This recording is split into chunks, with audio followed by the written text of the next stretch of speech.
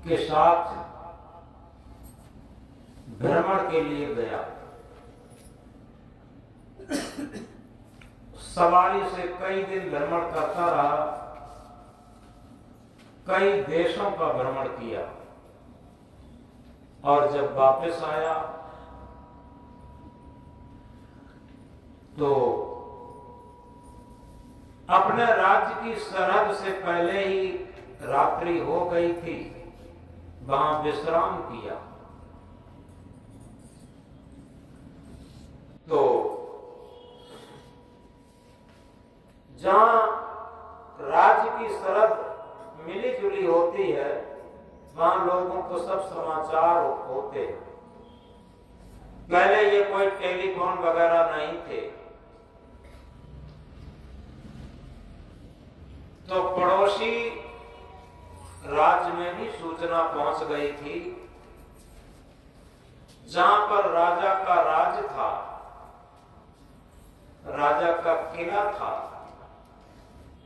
वहां बहुत भीषण बाढ़ आई और बाढ़ में किला खंडहर हो गया, ये सूचना मिली। तो रानी बहुत घबरा करके चिल्लाने लगी। चिल्लाते चिल्लाते अब राजा चुपचाप बैठा हुआ देख रहा। जब राजा ने कोई हरकत नहीं की, कुछ कहा नहीं, तो रानी को विस्मय हुआ, आश्चर्य हुआ। रानी ने सोचा कहीं ऐसा तो नहीं है कि राजा को ज्यादा गम बैठ गया हो, इसलिए राजा ना बोल रहे हैं, न चाल रहे हैं, ना रो रहे हैं, ना हंस रहे, कुछ नहीं कर रहे, चुपचाप बैठे। तो रानी ने राजा को झकझोरा और ये कहा कि क्या हुआ तुम्हें? राजा ने कहा हमें तो कुछ नहीं हुआ, हम तो सही है। तुम सही हो, लेकिन बताते हैं कि वहां बाढ़ आई और बाढ़ में किला खंडहर हो गया। तो उन्होंने कहा हाँ सुन तो लिया, किला खंडहर हो गया, तो इसमें क्या कुछ कहने की बात है, वो तो हो गया, वो हो गया। तो रानी ने कहा कि हमें लगता है कि तुम्हें कुछ अंदर से ज्यादा गम सवार है।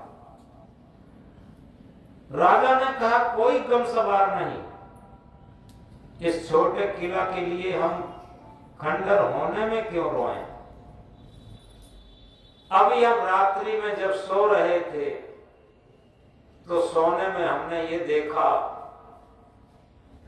हम तो बहुत छोटे राजा थे, लेकिन हम बहुत बड़े महाराजा हो गए, कई राजा हमारे अधीन में रहने लगे, और तुम तो अकेली रानी हो, हमारे कई रानियां हैं, ये हम अभी सोते हुए सपने में देख रहे थे, और बहुत बड़ी सेना है, कई सेनापति, और बहुत बड़ा शासन हो गया, हमारे नीचे कई राजा हैं अधीनस्थ,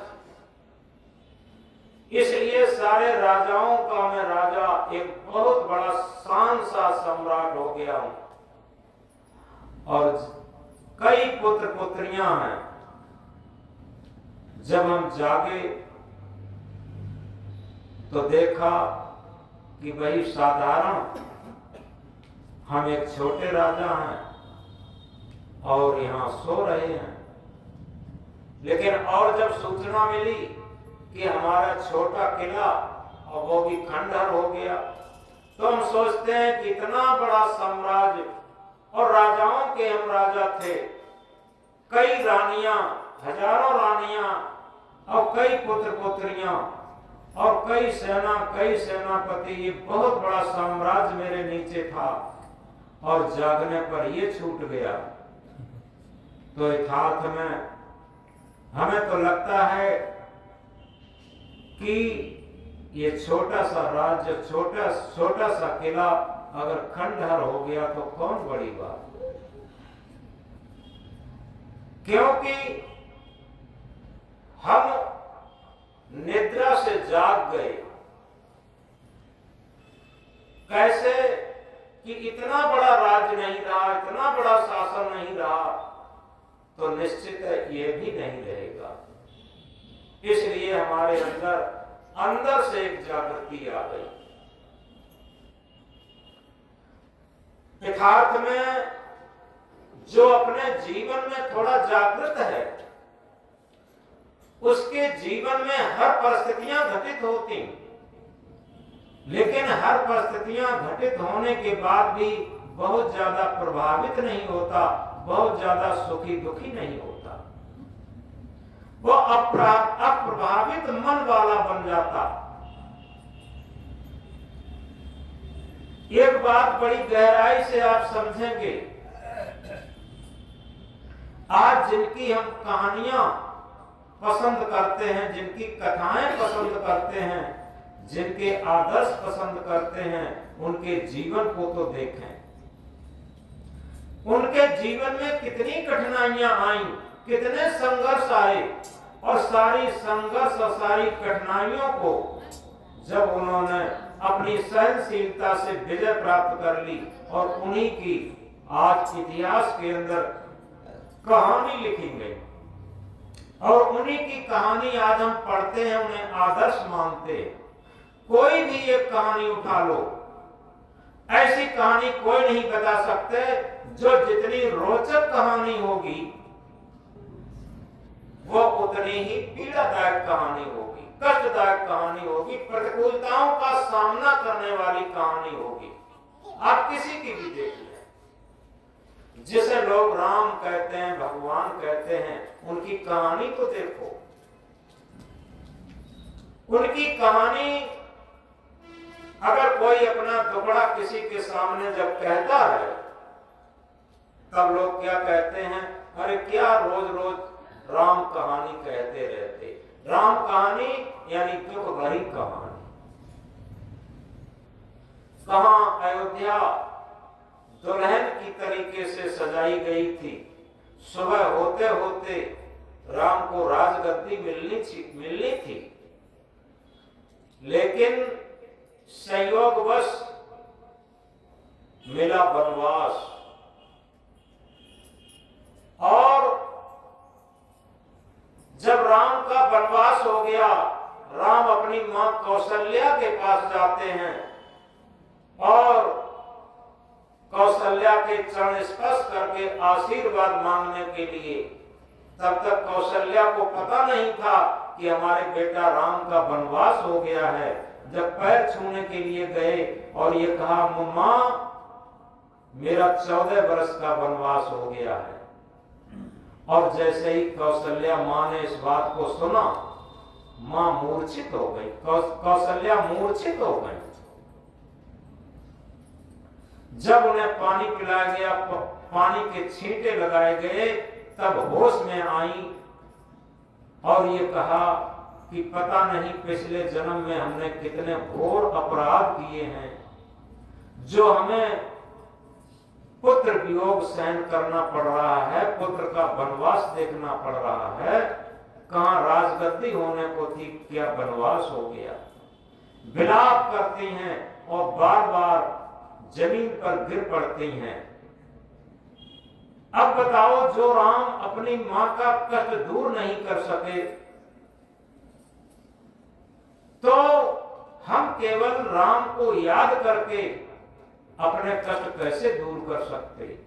हां, हमारे कष्ट दूर हो सकते जिस तरीके से उनके आदर्श को समझा जाए कि राम ने इतनी कठिनाइयां सही, फिर भी वो अपने पथ से विचलित नहीं हुए।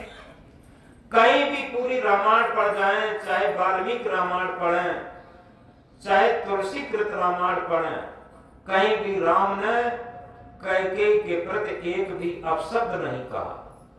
जिसने राम का वनवास मांगा था, और न अपने भरत भाई के लिए उन्होंने कोई अपशब्द कहा। आप समझो कितनी बड़ी सहनशीलता थी।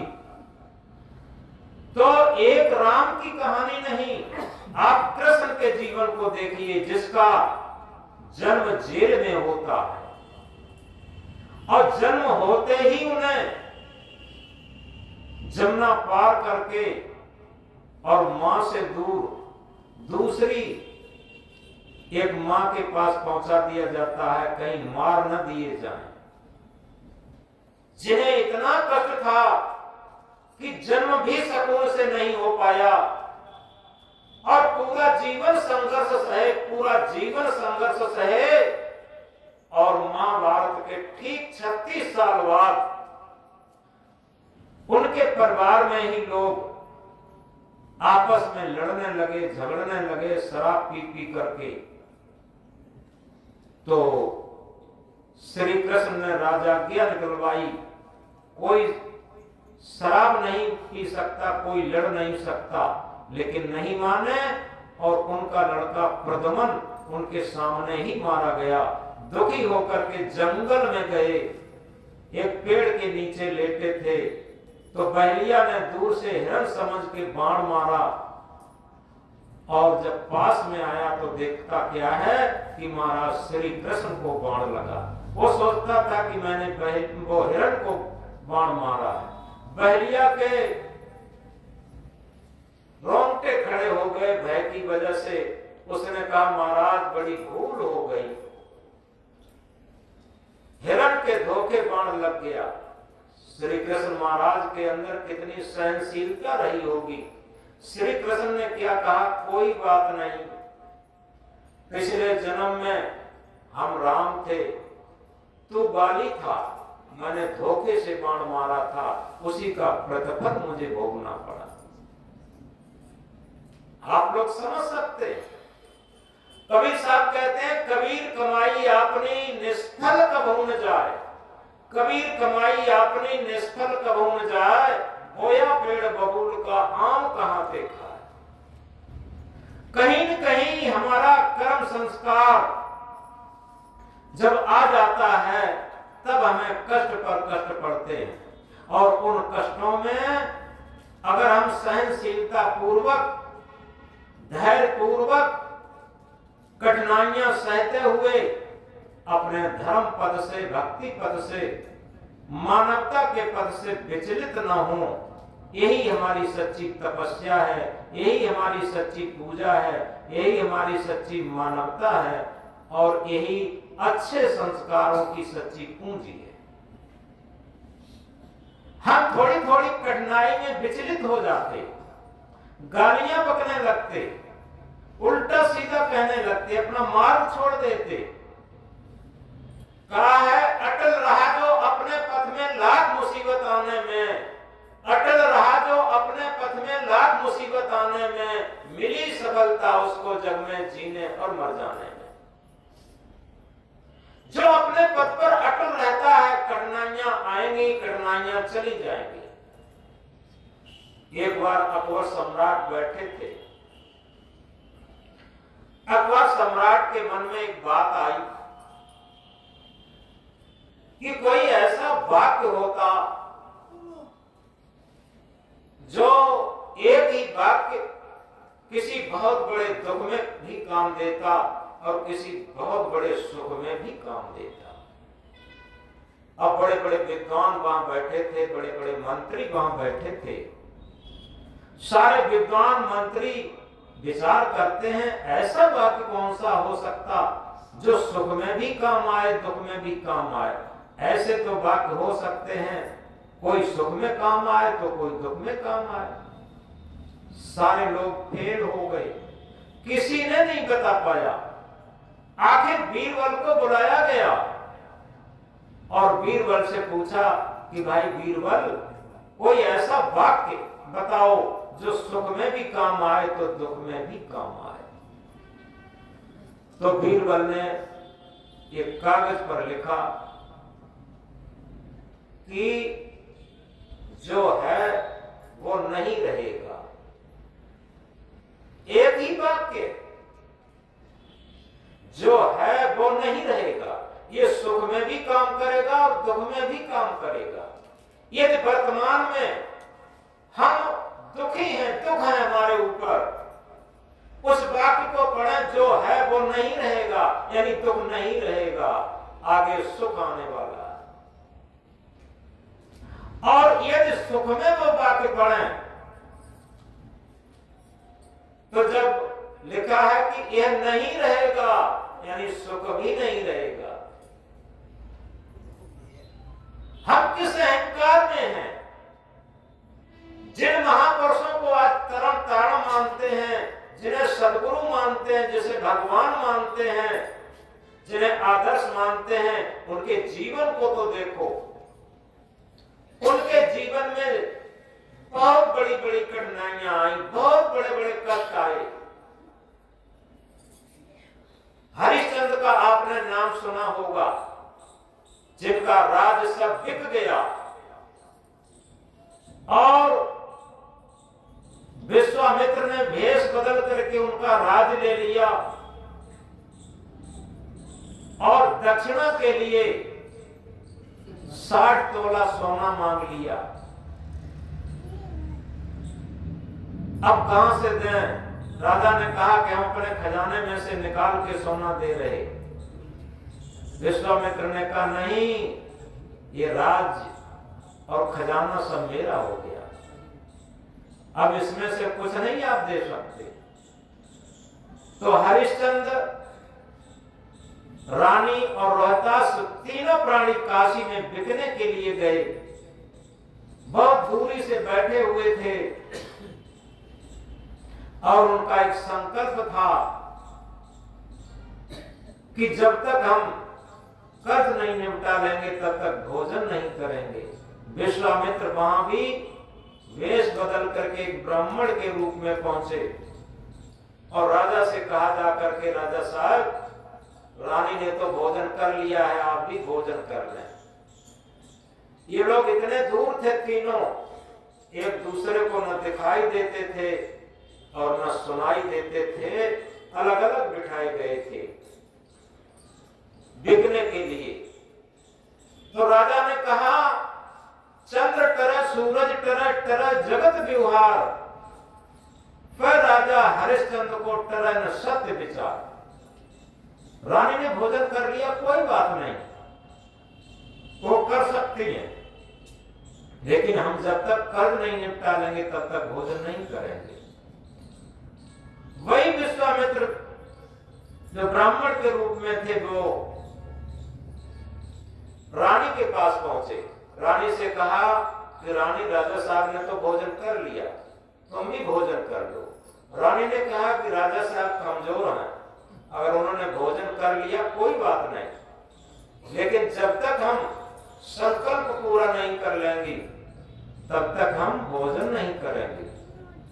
इसके बाद रोहतास बेटा के पास जाते हैं और ये कहा कि बेटा, तुम्हारे माता पिता ने भोजन कर लिया है, तुम भी भोजन कर लो। रोहतास कहता है कि माता पिता बूढ़े हैं, कमजोर हैं, अगर उन्होंने भोजन कर लिया तो कोई बात नहीं, लेकिन मैं किशोरावस्था में हूं और जब तक कर्ज नहीं निपटा लूंगा तब तक मैं भोजन नहीं करूंगा। कितने अटूट थे तीनों प्राणी। और इसके बाद रोहतास को, सबको कथा मालूम है, नाग ने डसा और कफन के लिए रानी को साड़ी फाड़ के देनी पड़ी। ये सब होने के बाद रोहतास भी जीवित हुआ और उनका राज्य भी मिला, सब कुछ हुआ वापस। किसकी कथा याद करेंगे? मीरा को जहर दिया गया, सबरी को बहुत कठिन यातनाएं सहन करनी पड़ी, सुकरात को जहर दिया गया, बहुत बड़े संत थे। ईसा मसीह को क्रूस, फांसी पर लटकाया गया, कीलें ठोक दी गई। राम, कृष्ण, बुद्ध, महावीर, कबीर साहब को तो इतनी कष्ट उठाने पड़े, इतने कष्ट उठाने पड़े, कहा नहीं जाता।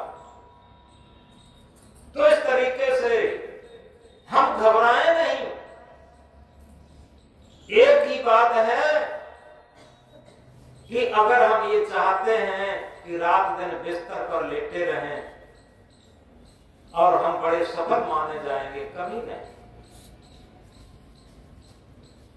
जो कठिनाइयां सहकर भी अपने मार्ग को नहीं छोड़ता, उसी सफलता उसी के चरण चूमती है। अंग्रेजी में कोटेशन में कहा है, डिफिकल्टीज मेक्स मैन, कठिनाइयां आदमी को बनाती हैं। आप याद करें, अपने हृदय पटल पर इस बात को लिखें, जब कठिनाइयां आदमी को बनाती हैं तो हम कठिनाइयों से क्यों घबराएं? एक दिन वो होगा कि सारी कठिनाइयां खत्म हो जाएंगी और आप कोई विद्यार्थी है, अगर शुरू में वो कठिनाइयों से घबराता है, अध्ययन से, पढ़ाई से घबराता है, तो वो कुछ नहीं बन पाएगा। मैंने देखा है कई विद्यार्थियों को, पुराने जमाने में जिनके पास मिट्टी का तेल खरीद नहीं सकते थे और वो लकड़ियां जला जला के पड़े और बहुत बहुत बड़े अफसर बने। अमेरिका का जो राष्ट्रपति अब्राहम लिंकन था, वो लकड़हारे का बेटा था और वो राष्ट्रपति बना, लकड़ियां जला के पड़ता था। आप समझ सकते हैं। तो हम ये बात कह रहे थे, ये संसार सब सपने के समान है, ये रील चल रही है पूरे संसार में। जैसे मोबाइल में पिक्चर देखते हैं, एक सिनेमा हॉल में पिक्चर देखते हैं, ऐसी कोई भी कहानी नहीं होगी जिसमें कष्ट परेशानी न आए। सब में कष्ट परेशानियां आती हैं और आज तक जितने भी महापुरुष हुए हैं, जितने भी भक्त हैं, सबके जीवन में कठिनाइयां हैं। उन कठिनाइयों में सबसे बड़ी बात यह है कि उन कठिनाइयों में हम अपने को गंभीर रख करके और सहनशील रख करके अपने पथ पर आगे बढ़ते रहें। बस ये सबसे ऊंची चीज है। वह पथ क्या, पथिक सफलता क्या, जिस पथ में बिखरे शूल न हो, उस नाविक की धैर्य परीक्षा क्या, यदि धाराएं प्रतिकूल न हो। नाव में जब पानी में जब नाव चलाते हैं तो जिधर को धार जा रही है उधर तो सभी लोग नाव को लिए चले जाएंगे, लेकिन पश्चिम की तरफ जिधर से धार आ रही है, प्रतिकूल की तरफ, प्रतिकूल दिशा में, उल्टी लहरों में नाव को जो ले जाए वही चतुर्मल्ला कहा जाता। इसी तरीके से हमारे जीवन की जो प्रवाह है, जीवन यात्रा है, वो स्वाभाविक अगर नीचे की तरफ जा रही है, जैसे पानी नीचे की तरफ जा रहा है, तो हमें लगता है कि कठिनाइयां नहीं है, मन की जो गुलामी की तरफ जा रही है। तो लोग सोचते हैं कि मन की अनुकूलता में जो जीवन चलता है वो सुख है, लेकिन याद रखें, जितनी मन की अनुकूलता जो चाहता है, उसके जीवन में मन की उतनी ही बड़ी प्रतिकूलता आती है। आप नोट कर लें, जो जितनी बड़ी मन की अनुकूलता चाहता है और उसे जीवन में उतनी ही बड़ी मन की प्रतिकूलता देखनी पड़ती है। एक छोटा सा उदाहरण बताएं। एक छोटा सा सेठ था,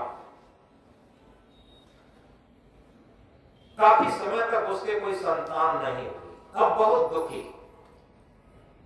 भक्ताई टंटाई से लेकर महात्माओं तक, डॉक्टरों तक सब कुछ किया, लेकिन कुछ समय बाद उसका कुछ प्रारब्धिक संस्कार जगा, एक बेटा का जन्म हुआ। अब एक सेठ हो और उसे काफी उम्र के बाद एक बेटा का जन्म हो, कितनी भारी खुशी। इसके बाद उसने बड़े अच्छे तरीके से, अगर उसे बच्चे को छींक तक आ जाए तो तुरंत डॉक्टर उपस्थित, बहुत अनुकूलता में उसका पालन पोषण किया गया और उसे बहुत अच्छे विद्यालय में पढ़ाया गया जहां सारी सुख सुविधाएं उपलब्ध थी। एक नौकर हमेशा साथ रहता था, कहीं किसी प्रकार की बच्चे को कष्ट न हो जाए। वो बच्चा पढ़ लिख करके जब आगे बढ़ा तो एक दिन क्या होता है, एक दिन लड़के ने जब जवान हो गया तो उसने कहा कि पिताजी अब हम अमेरिका जाएंगे पढ़ने के लिए। माता पिता ने कहा बेटा तुम इकलौती संतान और इसके बावजूद बड़ी कठिनाइयों से तुम्हें प्राप्त किया और तुम्हारे बिना हम कैसे रह पाएंगे यहाँ। यहीं पढ़ो, चाहे कितने भी अच्छे स्कूल में पढ़ो, चाहे कितना भी खर्च हो जाए। लड़के ने हट किया, पिताजी हम अमेरिका ही पढ़ने के लिए जाएंगे, आप कुछ भी हो जाए। अब वो कहते हैं बाल हट और त्रिया हट, ये प्रसिद्ध है। तो बालक ने हट किया, माता पिता को आज्ञा देनी पड़ी, उसे काफी कुछ पैसा देकर के, बहुत कुछ पैसा देकर के अमेरिका भेज दिया। वो पढ़ने लगा, बीच बीच में काफी पैसा मंगाता रहा और इतना पैसा उसने मंगाया कि वो सेठ एक साधारण आदमी रह गया। और इसके बाद वहां उसने कोई डॉक्टरी का बहुत बड़ा डिप्लोमा किया। ये करते कराते सेठ का सारा पैसा खत्म हो चुका था, केवल जमीन और घर बचा था। और जब वो लड़का घर आया तो बड़ी खुशी मनाई गई परिवार में, रिश्तेदारों में, और सब लोग तारीफ करते कि भाई अमुक सेठ का बेटा बहुत ऊंची डिग्री लेकर के आया अमेरिका से। और सब लोग आते उसे देखते, मिलते। 3 दिन तक ये मिलने जुलने का तांता लगा रहा।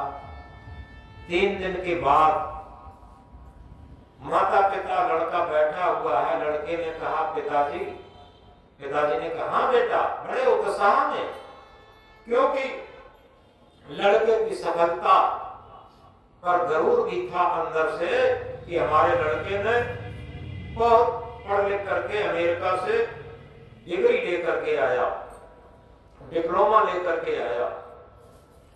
लड़के ने कहा कि पिताजी हमने अमेरिका में शादी भी कर ली है। जैसे ही इस बात को कहा माता पिता टूट गए। ये कहा पिताजी, वो कहा बेटा ये क्या कह रहे हो, तुम्हारी तो बहुत बड़ी शादी हम करते, तुमने अमेरिका से शादी क्यों कर ली है। लड़के ने कहा पिताजी जब हमने अपनी पत्नी से ये कहा कि भारत चलो, उसने मना कर दिया और ये कहा है कि हम भारत कभी नहीं जाएंगे, अपने माता पिता को यहीं ले आओ। अब माता पिता की ऊपर की श्वास ऊपर, नीचे की श्वास नीचे। और इसी के जुड़ी हुई एक बात कही कि पिताजी ऐसा करो, अब जमीन सब बेच दो और वहीं रहेंगे चल करके। पिता ने मना किया कि बेटा तुमने अगर शादी कर ली है, उससे वादा करके आए हो तो तुम भाई वहीं रहो, लेकिन हमें तो यहीं अपनी श्वासें काटने दो अपने घर द्वार पर। लेकिन लड़के ने फिर हट किया, पिताजी सारी जमीन बेच दो और वहीं चलना होगा, अन्यथा हम आत्महत्या कर लेंगे। उधर पत्नी कहती है कि हम भारत जाएंगे नहीं, और आप कहते हो कि अमेरिका हम जाएंगे नहीं, इसलिए हम आत्महत्या कर लेंगे।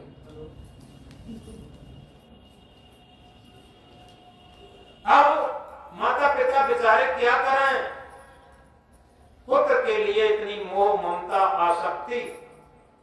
और पिता ने कहा ठीक है बेटा, जब ऐसी बात है तो आत्महत्या मत करो, हम जमीन बेच देंगे। जमीन बेच दी पूरी। और इसके बाद जो मकान शेष था लड़के ने उसका भी हट किया। पिता ने वो मकान भी बेच दिया और सारा ड्राफ्ट बनवा करके माता पिता को लेकर के और वो दिल्ली एयरपोर्ट पर पहुंचा, हवाई अड्डे पर, और ये कहा वेटिंग रूम में उनको बिठा दिया माता पिता को, और ये कहा पिताजी अभी हम टिकट लेके आ रहे हैं और हम लोग फिर हवाई जहाज पर बैठ करके अमेरिका के लिए चलेंगे। लड़का चला जाता है टिकट लेने के लिए। 3 घंटा हो गए इंतजार करते करते माता पिता को। उसके माता पिता ने, एक सिपाही गार्ड था, अच्छा भला आदमी रहा होगा वो सिपाही पुलिसमैन, उससे कहा कि बेटा हमारा एक काम कर दो। सिपाही ने कहा कहो बाबा क्या कराना है? कि टिकट काउंटर पर जाकर के ये पता लगाओ कि अमुक नाम का लड़का अमेरिका के लिए टिकट लेने के लिए गया था, हम उसके माता पिता हैं, यहाँ बैठे हैं और वो टिकट लेकर के लौटा नहीं है। तो सिपाही बेचारा जाता है उन बूढ़े माता पिता के सहानुभूति के अनुसार। टिकट काउंटर पर उसने पता लगाया तो बाबू ने कंप्यूटर पर देखा, टिकट बाबू ने तो बताया कि वो लड़का अमेरिका की टिकट लेकर के और हवाई जहाज पर सवार होकर के जा चुका है। उसे उसका एरोप्लेन, उसका जहाज 1 घंटा हो चुका है रवाना हुए यहाँ से। पूरी जमीन का, पूरे घर का सब ड्राफ्ट बना के वो ले गया था। अब जैसे ही सिपाही ने बताया आकर के माता पिता को कि भाई बड़े बूढ़े तुम्हारा बेटा अमेरिका की टिकट लेकर के हवाई जहाज पर बैठ करके अमेरिका के लिए रवाना हो गया है और 1 घंटा रवाना हुए हो गया है उसे। जैसे ही इस बात को सुना दोनों माता पिता जमीन पर सर पटकने लगे और ये कहा कि बेटा तुमने क्या किया? हमें तो कटोरा भी नहीं रखा मेरे पास जो भीख मांग के अपना जीवन काट सके। ये क्या तुमने किया? आखिर वहां भी सभी लोग जुड़ गए, सारी कथा उन्होंने बताई पूरी। सबकी आंखों में आंसू छलक आए। सबने चंदा इकट्ठा करके और एक टैक्सी वाले को किराए पर किया और ये कहा कि बेटा तुम जाओ और इनकी टिकट जहां के लिए इन्हें जाना है टिकट कटवा करके इन्हें ट्रेन पर बैठा के आओ। टैक्सी कर दी। वो माता पिता दोनों टैक्सी पर बैठकर जाते हैं। वो टैक्सी वाला बेचारा टिकट लेकर के ट्रेन पर बैठा करके और चला आता है। और वो लोग पहुंचे। जब घर पे पहुंचे, अब घर भी नहीं रहा उनका, जमीन भी नहीं रही। जहां घर के पास पहुंचे, भाई बाहर बैठ करके रोने लगे, सर पटकने लगे। मोहल्ला के, गांव के लोग इकट्ठे हो गए। इकट्ठे जब हो गए तो सबने पूछा क्या हुआ। तब रोते रोते उन्होंने सब कथा बताई। लुट गए हर तरीके से। अब बताओ क्या करें? 2-4 दिन मोहल्ला पड़ोस के लोग भोजन खिलाते रहे और इसके बाद उनको जाकर के वृद्धा आश्रम में छोड़ आए। और वृद्धा आश्रम में वो कभी बेटा की याद कर करके रो लेते हैं, कभी भोजन कर लेते हैं, कभी नहीं भी करते हैं। इस तरीके से जीवन काटते हैं। तो हम एक महामंत्र कह रहे हैं, सपने सोया मानवा खोल जो देखे नैन, जीव पड़ा बहु लूट में ना कछ लेन न देन। बुढ़ापे में पता लगता है कि वास्तव में ये तो सब सपना था जो हम पूरे जीवन देखते रहे। पहले जवानी पर नहीं लगता है। जो सारी चीजें अपनी मालूम पड़ती हैं, भाई बुढ़ापे पर सब वीरानी हो जाती हैं। ये सूत्र है। तो इसीलिए हमें सद्गुरु जगाते हैं कि हम जाग जाएं। जागो लोगो मत सोवो, ना करो नींद से प्यार, जैसा सपना रैन का वैसा यह संसार। जैसा ये रात्रि का सपना है वैसा ये सारा संसार है। हम जाग जाएं। और जब हम जाग जाएंगे तो क्या होगा? यथार्थ में जागना क्या है? हमें लगता है कि हम जागे हुए हैं, जागे हुए नहीं, हम सोए रहते हैं ममता की नींद में, मोह की नींद में, आसक्ति की नींद में, अहंकार की नींद में। ये सोने की चीजें हैं, जागते हुए सो रहे हैं इसमें। और इसीलिए सदगुरु ने कहा है, कबीर गर्व न कीजिए ऊंचा देख आवास, काल परे भोई लेटना ऊपर जमसी घास। सदगुरु कबीर साहब इंकरार करके कहते हैं, हम बहुत ऊंची हवेली बना करके अहंकार न करें, ऊंचा देख आवास, काल परे भोई लेटना ऊपर जमसी घास। जब काल आएगा तो जंगल में हमें जला दिया जाएगा, और जहां हमें जलाया जाएगा हमारे ऊपर घास उगेगी, और क्या होगा? पशु चरेंगे। कबीर गर्व न कीजिए काल गहे कस केस, ना जाने कि तुम्हारे हैं क्या घर क्या परदेश। जिस दिन से हमारा जन्म हुआ है उसी दिन से काल ने हमारे केस पकड़ लिए हैं, और कसे हुए हैं, वो किसी दिन भी झटका लगा के हमें मार सकता है। ऐसा कुछ नहीं। हम किस अहंकार में हैं, किस गफलत में सो रहे हैं। तो सदगुरु कबीर साहब इन सारी चीजों को देखते हुए, हमने आज का विचार बड़ा सुंदर लिखा। धन यदि गया कुछ नहीं गया, स्वास्थ्य गए कुछ जाता है, और सदाचार यदि गया मनुष्य का सब कुछ ही लुट जाता है। जो सच्चा धन है वो हम इकट्ठा ही नहीं करते हैं। दुनिया में सबसे बड़ा सच्चा धन है अच्छे संस्कार, अच्छे सद्गुणों की पूंजी, सद्गुणों की पूंजी और अच्छे संस्कारों की पूंजी जब हमारे पास होती है तभी हम सच्चे धन होते हैं, धनी होते हैं। जिसे सदगुरु कबीर साहब ने अपनी भाषा में कहा है, अरब खरब लव द्रव्य हो उदय अस्त लव राज, अरब खरब लव द्रव्य हो उदय अस्त लव राज, भक्त महात्म ना तुले ये सब कौन है काज। अरब से खरब तक द्रव्य हो जाए, उदय से अस्त तक राज्य हो जाए, लेकिन भक्ति धन के मुकाबले दुनिया में कोई धन नहीं हो सकता। क्या हम बिस्तर से उठ करके विचार कर पाते हैं जो दुनिया में सबसे बड़ा धन है, अच्छे संस्कारों का धन, वो हमने कितना इकट्ठा किया? जब तक हम अच्छे संस्कारों की पूंजी को इकट्ठा नहीं करेंगे तब तक हमारे हृदय के अंदर गुदगुदी नहीं आएगी। याद रखें, हमारे हृदय के अंदर प्रसन्नता, हमारे हृदय की गुदगुदी तभी आएगी जीवन भर तो हम मन को खुश करते रहे, इंद्रियों को खुश करते रहे, संसार को खुश करते रहे। आज तक संसार खुश ना हो सका, आज तक इंद्रियां खुश ना हो सकी, आज तक मन खुश ना हो सका। आप बताएं, पूरे जीवन किसी का मन प्रसन्न हुआ हो? बताओ। किसी की इंद्रियां खुश हुई? बताओ। किसी का शरीर खुश हुआ हो? बताओ। और कोई परिवार से लेकर, परिवार को छोड़ दीजिए, हम कहते हैं कोई पति अपनी पत्नी को खुश कर पाया हो, कोई पत्नी अपने पति को खुश कर पाई हो पूरे जीवन? बताओ।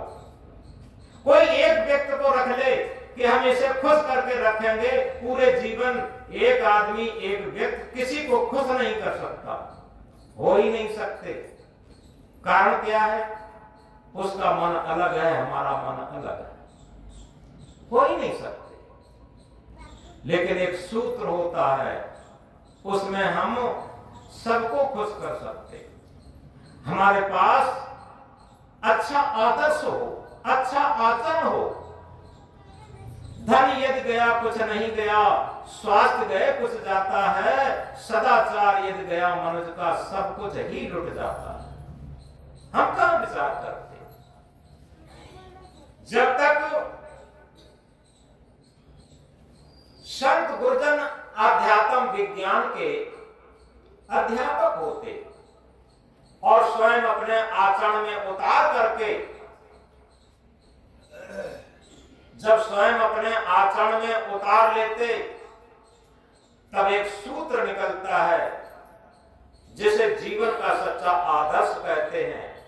उस सूत्र को समाज को, संसार को बताते हैं कि इस सूत्र पर चल करके तुम जीवन जीने की कला समझ सकते। इस सूत्र पर चल करके जीवन को सुखी बना सकते, इस सूत्र पर चल करके जीवन को शांतिमय बना सकते, इस सूत्र पर चल करके जीवन को मुक्तमय कल्याणमय बना सकते, आनंदमय बना सकते। लेकिन उस सूत्र पर हम चलना कहां चाहते? संत सम्राट उसी सूत्र को, संत सम्राट सदगुरु कबीर देव उसी सूत्र को बताते हैं। क्या है सूत्र? सुख के माथे सिर पड़े, नाम हृदय से जाए, बलिहारी बा दुख की पल पल नाम रटा। सुख के माथे सिर पड़े, सुख क्या है हम जानते ही नहीं। मन इंद्रियों का सुख जानते हैं और उसी के पीछे रात दिन पड़े रहते हैं। और जो मन इंद्रियों को सुखी करने के पीछे पड़े रहता है, दुनिया में सबसे ज्यादा दुख उसी को उठाना पड़ता। आप इस बात को गांठ में बांध लें और अगर अपने अंदर ये ठान लेते हैं सुख के माथे सिर पड़े, हमें सुख नहीं चाहिए। रविन्द्रनाथ टैगोर जो जितने हिंदी साहित्य के लेखक हैं, कवि हैं, साहित्यकार हैं, वो उन्हें गुरु करके मानते हैं। रविन्द्रनाथ टैगोर जिन्हें विश्व कवि होने का नोबेल पुरस्कार मिला था, जब ये विश्व भ्रमण के लिए गए थे कई देशों में, तो विश्व के लोग, कई देशों के लोग भारत के धर्म को गपोड़ा कहते थे। भारत का धर्म कैसा? रसिया, छलिया, चूड़ी बेचने वाला, ललिहारी, बुधियारी, चीर हरने वाला, ऐसा कहते थे विदेशी लोग। तो रविन्द्रनाथ टैगोर ने देखा कि कौन सा ऐसा महापुरुष है जिसका विज्ञान के आधार पर सूत्र हो, विज्ञान के आधार पर धर्म हो, और उसे हम दुनिया में फैलाएं, दुनिया वालों को बताएं। तो जब वो भारतवर्ष लौट के आए, कबीर साहब के सूत्रों को उन्होंने पढ़ा, बीजक को पढ़ा, तो कबीर साहब के विचारों के अनुसार उन्होंने एक पुस्तक लिखी, 100 Points of कबीर। कबीर साहब के विचारों पर 100 कविताएं लिखी उन्होंने इंग्लिश में, क्योंकि विदेशी लोग अंग्रेजी भाषा ज्यादा जानते हैं, हिंदी कम जानते हैं। तो 100 Points of कबीर के नाम से पुस्तक लिख करके विदेशों में उसका प्रचार किया, और इसी के साथ उन्हीं विचारों पर एक गीतांजलि पुस्तक लिखी, जिस पर रविन्द्रनाथ टैगोर को विश्व कवि होने का नोबेल पुरस्कार मिला था। वही रविन्द्रनाथ टैगोर अपनी प्रार्थना में कहते, हे प्रभु, हम ये नहीं कहते कि हमें कष्ट न मिले, थोड़ा गौर से समझे। हे प्रभु, हम ये नहीं कहते मुझे कष्ट न मिले, हमें चाहे कितने भी कष्ट मिले, लेकिन हमें कष्टों को सहन करने की हिम्मत दे देना, जिससे कि सारे कष्टों को सहन करके अपने जीवन में हम आगे बढ़ते रहें। कभी हम कष्टों से टूटे ना, कभी हम कष्टों से घबराएं ना। ये रविन्द्रनाथ टैगोर अपनी प्रार्थना में कहते हैं। इसी तरीके से आपने देखा होगा, जो देश के शहीद लोग थे, उनकी भी एक प्रार्थना थी, एक मंत्र था। क्या था? वीर तुम बड़े चलो, धीर तुम बड़े चलो, सामने पहाड़ हो, सिंह की दहाड़ हो, तुम निडर हटो नहीं, तुम निडर डटो वहीं, वीर तुम बड़े चलो, धीर तुम बड़े चलो। ये उनका भी मंत्र था। इसी तरीके से जितने भी भक्त आए दुनिया में, अगर सच्चे अर्थों में हमें सदगुरु का नाम प्यारा है, सदगुरु का मंत्र प्यारा है, सदगुरु का सूत्र प्यारा है, और सदगुरु हमें प्यारे हैं, हमारे अंदर जो सत्य आत्मा रूपी सदगुरु बैठा है, वो अगर हमें प्यारा है, हमें तो प्यारा शरीर है, हमें तो प्यारी इंद्रियां हैं, हमें तो प्यारा मन है, जब ये सारी चीजें हमें प्यारी हैं तो सदगुरु का मंत्र प्यारा कैसे होगा, सदगुरु का आदर्श प्यारा कैसे होगा, सदगुरु का सूत्र प्यारा कैसे होगा, सदगुरु प्यारे कैसे होंगे। सदगुरु तो मीरा को प्यारे थे। मीरा क्या कहती है? मीरा कहती है, मीरा मगन भई गलियां गलियां गुरु गुरु गाने लगी। जिसने जहर तक पिया हो, समाज की तमाम प्रतिकूलताएं सही हो, परिवार की तमाम प्रतिकूलताएं सही हो, हर क्षण कष्ट कष्ट मिले हो, और वो मीरा अंदर से मगन है। वो कह रही मीरा मगन भई गलियां गलियां गुरु गुण गाने लगी। क्या हमें हिम्मत है हम गली गली गुरु गुण न गाएं तो कम से कम अपने घर में बैठकर तो गुरु के गुण गाएं। जहां हम हैं वहां तो गुरु के गुण गाएं। जिस दिन हमारे अंदर ये हिम्मत हो जाएगी अपनी आत्मा रूपी गुरु के गुण गाने की, क्योंकि आत्मा ना हो तो हमारा जीवन ही नहीं होगा। किसी के पास धन ना हो, मकान ना हो, कपड़ा ना हो तो जीवन चल सकता, लेकिन आत्मा ना हो तो जीवन नहीं चलेगा। लेकिन आत्मा रूपी गुरु को ही हम नहीं मानते। याद रखें। और जब हमें गुरु प्यारा हो जाएगा, गुरु का मंत्र प्यारा हो जाएगा, गुरु का आदर्श प्यारा हो जाएगा, तो निश्चित है हमारा जीवन हर संघर्ष से जूझने के लिए हिम्मत आ जाएगी, तैयार हो जाएगा। हमारे अंदर जीवन जीने की कला आ जाएगी। ऐसा कोई भी भक्त नहीं है, ऐसा कोई भी महापुरुष नहीं है जिसे कठिनाइयों से न जूझना पड़ा हो। आप याद कर लें। केवल एक ही सूत्र होना चाहिए, अंधियारों से क्यों घबराएं, अंधियारों से क्यों घबराएं, हिम्मत है तो दीप जलाएं। हम अंधियारों से क्यों घबराएं, हिम्मत के साथ एक दीपक जला दें। इसी तरीके से प्रतिकूलताओं से, कठिनाइयों से हम क्यों घबराएं, हम सद्गुरु का आदर्श का दीपक जलाएं, सद्गुरु के ज्ञान का, आत्म ज्ञान का दीपक जलाएं। सारी कठिनाइयां त्रोहित हो जाएंगी। और इसीलिए सद्गुरु ने कहा, मन मस्त हुआ तब क्यों बोल रहे, हीरा पायो गांठ गठियायो, बार बार वक्त क्यों खोल रहे, हल्की थी तब चढ़ी तराजू, पूरी भई तब क्यों खोल रहे।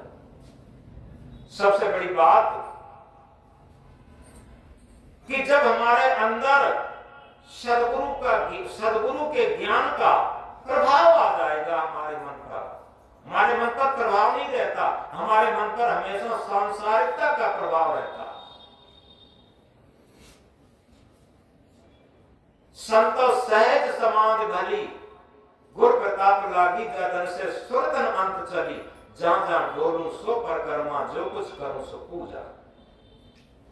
जिस दिन सच्चे सद्गुरु का सच्चा प्रभाव हमारे मन पर लग जाएगा, उस दिन हमारा जीवन सहज हो जाएगा।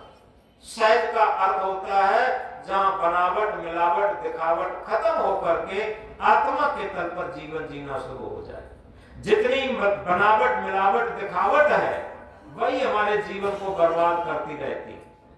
सहज जीवन, जिसने पाई सहज जीवन की झलक, उसकी मिट गई सकल संसार पाने की ललक। सारी आशा वासनाएं सब खत्म। सद्गुरु कबीर साहब इसीलिए तो कहते हैं, चाह गई चिंता मिटी मनुआ बेपरवाह, जिनको कछु न चाहिए सोई शान पद सा। हम अपनी वासनाओं को, इच्छाओं को निर्मूल कर लें, केवल आत्मा के तल की आवाज को बुलंद होने दें। हमारी वासनाओं के जंगल में आत्मा की आवाज गुम हो जाती है, आत्मा की आवाज दब जाती है, आत्मा की आवाज बुलंद ही नहीं हो पाती। सद्गुरु की आवाज, सद्गुरु का शब्द बुलंद ही नहीं हो पाता। हमारी मन की कल्पनाओं की भीड़ में, मन की वासनाओं की भीड़ में जब हमारा मन वासनाओं से शांत हो, इच्छाओं से शांत हो, चाह गई चिंता मिटी मनुआ बेपरवाह, जिनको कछु न चाहिए सोई शान पत सा। यथार्थ में चाहनाएं वासनाएं जिस क्षण खत्म हो जाती हैं, हमारे अंदर सद्गुरु का सम्राटत्व उपस्थित हो जाता। ऐसा कुछ नहीं है कि हमारी आवश्यकता पूर्ति न हो। आज तक दुनिया में कोई भी ऐसा नहीं हुआ जिसकी आवश्यकता पूर्ति न हुई हो, और आज तक कोई भी ऐसा भी नहीं हुआ जिसकी सारी आवश्यकताएं पूर्ति हो गई हो। कितना भी सम्राटों से बड़ा सम्राट रहा हो, सारी इच्छाएं जिसकी पूर्ति हो गई हो, ऐसा कोई नहीं हुआ। तो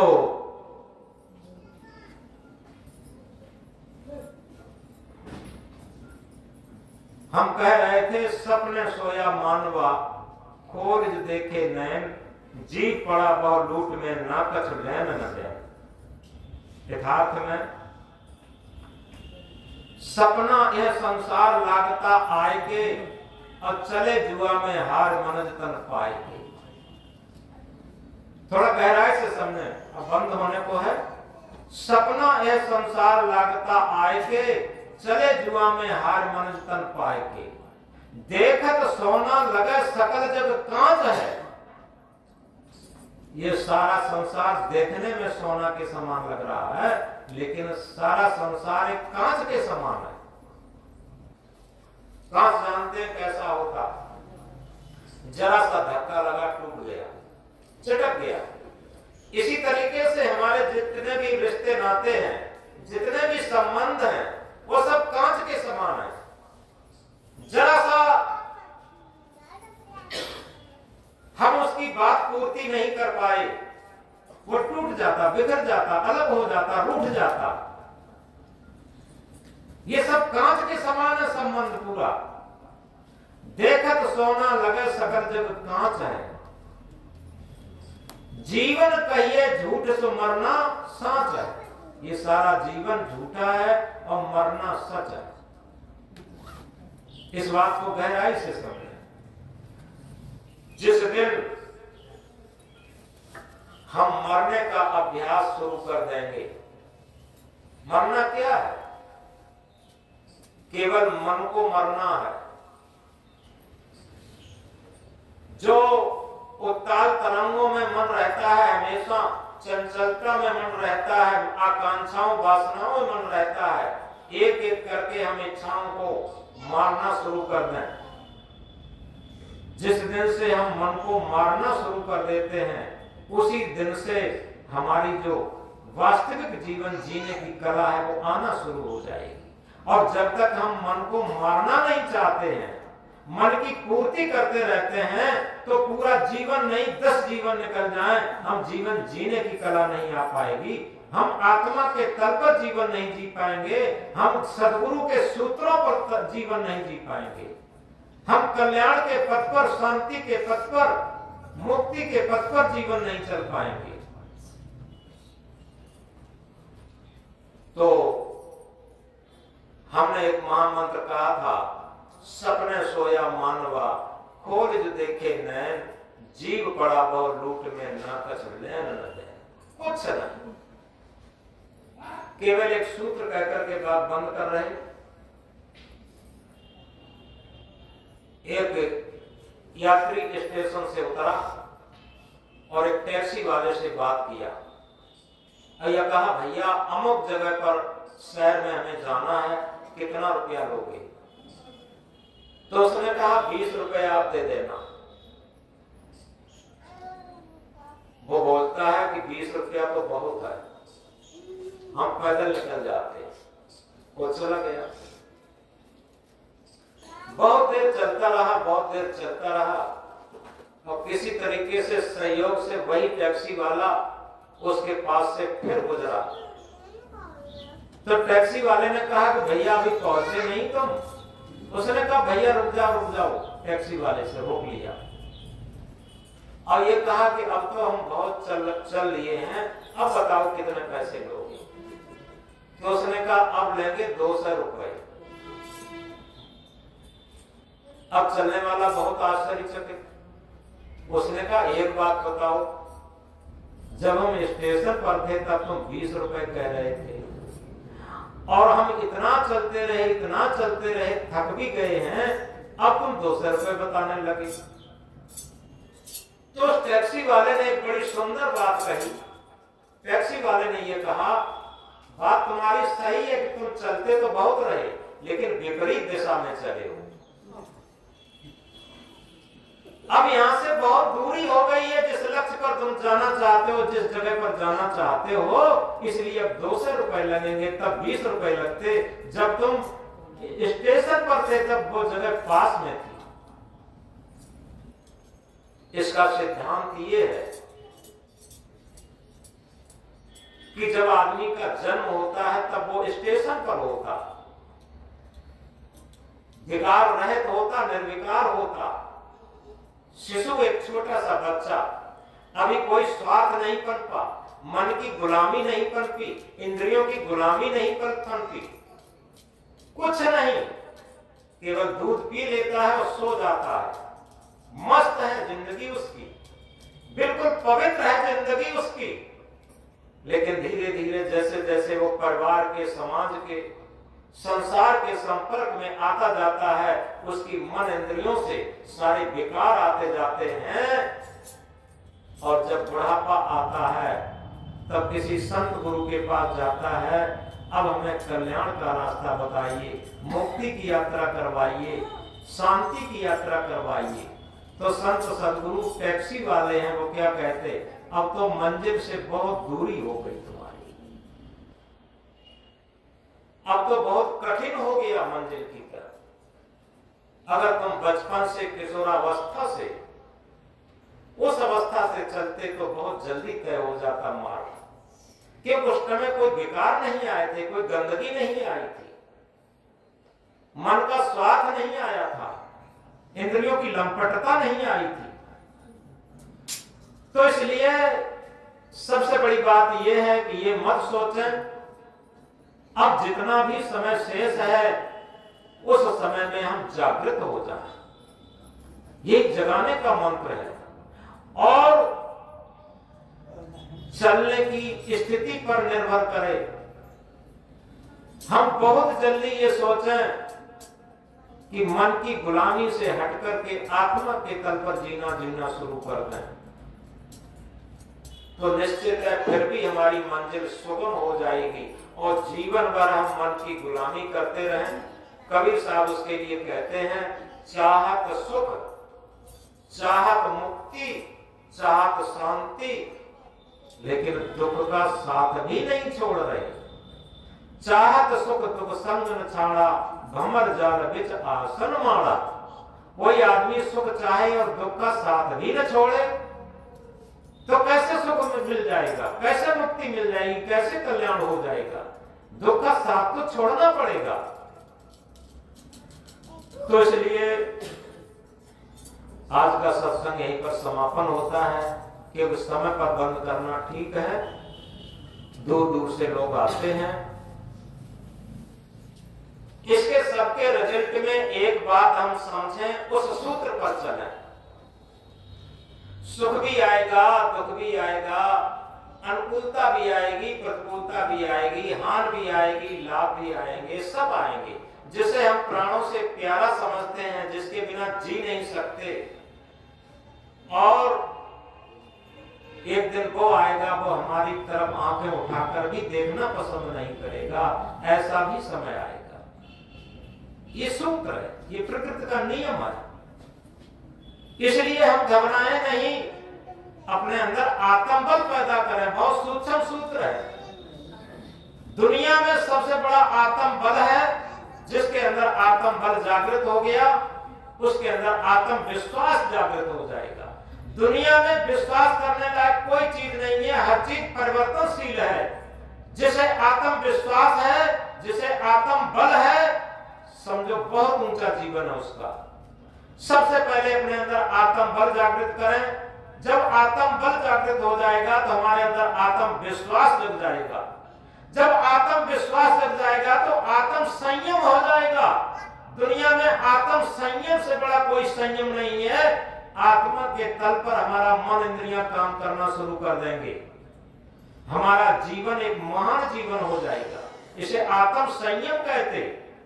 तो सबसे पहले आत्म बल, इसके बाद आत्म विश्वास, इसके बाद आत्म संयम।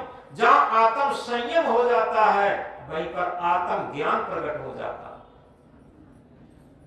जिसके लिए सदगुरु कबीर साहब ने कहा, आत्म ज्ञान बिना नर भटके कोई मथुरा कोई काशी। आत्म ज्ञान के बिना ही सारे लोग मत मतांतर के सब भटक रहे हैं। और जाको ध्यान धरे विद्याहर मुनिजन सहस 88, सो तेरे घटमा विराजे परम पुरुष अविनाशी। है हाजिरता दूर बतावे दूर की बात निराशी, और कहे कबीर सुनो वही साधव गुरु बिन भरम न जासी। सदगुरु के बिना ये भरम नहीं मिट सकता।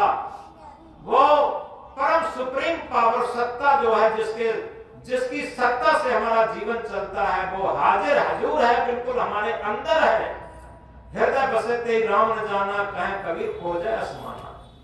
और जब हमारे अंदर आत्म ज्ञान जागृत हो जाता है तो हम आत्म साक्षात्कार और आत्म दर्शन भी कर सकते हैं, जैसे परमात्म साक्षात्कार परमात्म दर्शन करते हैं। तो इसलिए ये क्रम है। सबसे पहले अपने अंदर आत्म बल जगाएं, क्योंकि अब तो मन इंद्रियों के बल पर चलते हैं, धन के बल पर चलते हैं, परिवार के बल पर चलते हैं। हमारे अंदर आत्म बल कहां है? सबसे पहले हम अपने अंदर आत्म बल जगाएं। अंग्रेजी में कोटेशन कहा है, self reverence, self knowledge, self control, these three alone lead to sovereignty. आत्म ज्ञान, आत्म संयम और आत्म विश्वास ये जीवन को परम सत्य संपन्न बना देते हैं। तो हमने शुरू में एक महामंत्र कहा था, जागो लोगो मत सोवो, ना करो नींद से प्यार, जैसा सपना रहने का वैसा यह संसार। इसके लिए विवाह काल में क्या करें? फूल बनकर मुस्कुराना जिंदगी है, फूल बनकर मुस्कुराना जिंदगी है, मुस्कुराकर गम भुलाना जिंदगी है। ऐसा नहीं है किसी के जीवन में गम ना आए, दुख ना आए, प्रतिकूलता ना आए। मुस्कुराकर गम भुलाना जिंदगी है। जीत कर मुस्कुराए तो क्या हुआ, जीत कर मुस्कुराए तो क्या हुआ, हार कर भी मुस्कुराना जिंदगी है, हार कर भी मुस्कुराना जिंदगी है। क्यों? कपूत ढंग से जीने नहीं देता और सपूत ढंग से मरने नहीं देता। आप बताओ कौन से ज्यादा लाभ होगा? बोलो सदगुरु कबीर साहब की।